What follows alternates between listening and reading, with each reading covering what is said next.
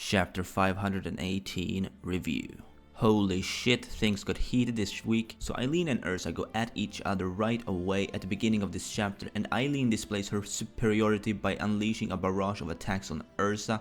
And while this is going on, Eileen explains to Erza that if not for Eileen, Erza wouldn't be alive at this time, and that's when Erza tells her mother that Eileen's not the only one who's felt despair by living for 400 years. She goes on to tell Eileen that the moments she was abandoned, or well, a few years later after that, she was kidnapped and taken into the R system where she was forced to work as a slave, so although she may not have lived for 400 years, she has felt despair on a whole other level. Erza explains that because of what she endured, she became who she is today, and that's when Eileen pretty much snaps. Because after Erza explains that her friends that she's made is what made her overcome the dark times in the R system, and then Eileen goes absolutely psycho. She starts shouting at Erza that she hates her more than anything, that she wants her to die and just disappear, and of course, in her anger, Eileen starts to transform. Before Erza knows what's going on, Eileen has turned into her dragon form, and with just one hit from Eileen's gigantic dragon foot, Erza's body breaks.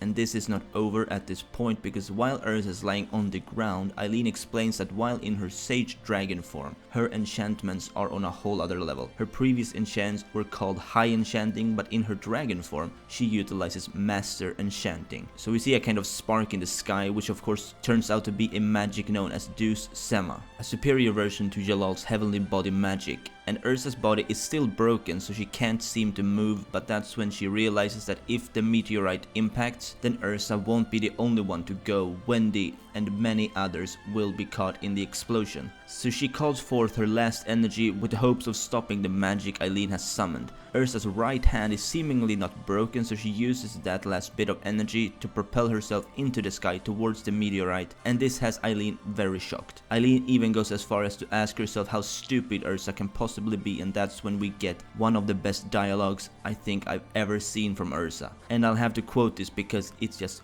too fucking good. So she says, "At some point people started to call me Titania. To be honest, I never cared what others were calling me, but if you are the queen of dragons, then being the queen of fairies isn't so bad. A queen is someone who loves and protects everyone.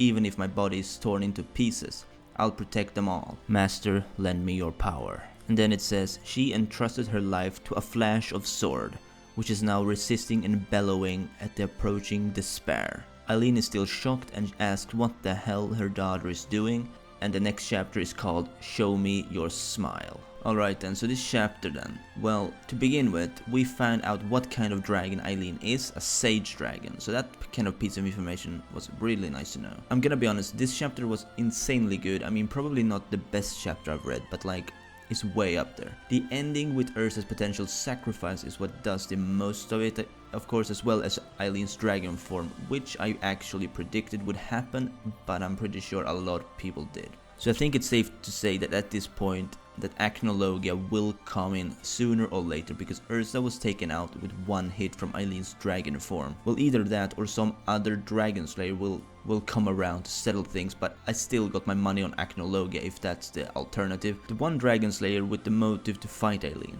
I'll upload my prediction on Monday as usual, but before I wrap things up, let me just say that if Erza dies in the next chapter, I'd be thrilled. Not because I hate Erza, but that would give us a significant death at long last. One that'll trigger Natsu like fucking crazy once he wakes up. Oh well, I'll end the video here. Let me know what you think about this chapter. I'll link it down in the description below if you haven't read it yet. And as always, if you did, please like this video and subscribe if you're new to my channel. Bye.